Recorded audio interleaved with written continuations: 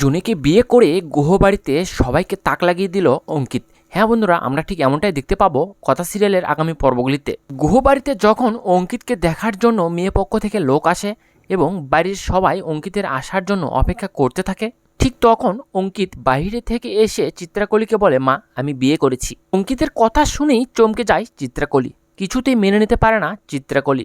অঙ্কিতের কথায় প্রচণ্ড রেগে যায় চিত্রাকলি, অঙ্কিতকে বলে, কাকে বিয়ে করেছিস তুমি? একেবারেও জানানোর প্রয়োজন মনে করলে না তুমি? এদিকে দেখা যায় অঙ্কিত বিয়ে করলেও সম্পূর্ণ দোষ আসে কথাকলির ওপর। কথাকে চিত্রাকলি বলে, কথা তুমি আমার সাথে প্রতিশোধ নেওয়ার জন্য এটা করলে, তাই না? তুমি তাহলে এটাও জেনে রেখো, আমি এই বিয়েটা কিছুতেই মানে না। আমি এক্ষুনি ওই মেয়েকে এই বাড়ি থেকে বের করে দেব, আর যদি না যেতে চাই ঘাট ধাক্কা দিয়ে বাড়ি থেকে বের করে দেব। বন্ধুরা, তোমরাও এমনটাই চাও তো? এভাবেই যেন চিত্রাকলির মুখে জামা ঘষে দিয়ে জনিকে বিয়ে করে গুহবাড়িতে নিয়ে আসে অঙ্কিত? কমেন্টে জানিয়ে দাও তোমাদের মতামত। তো বন্ধুরা, এরকম নতুন নতুন আপডেট পাওয়ার জন্য আমাদের চ্যানেলটিকে সাবস্ক্রাইব করে আমাদের পাশে থাকুন।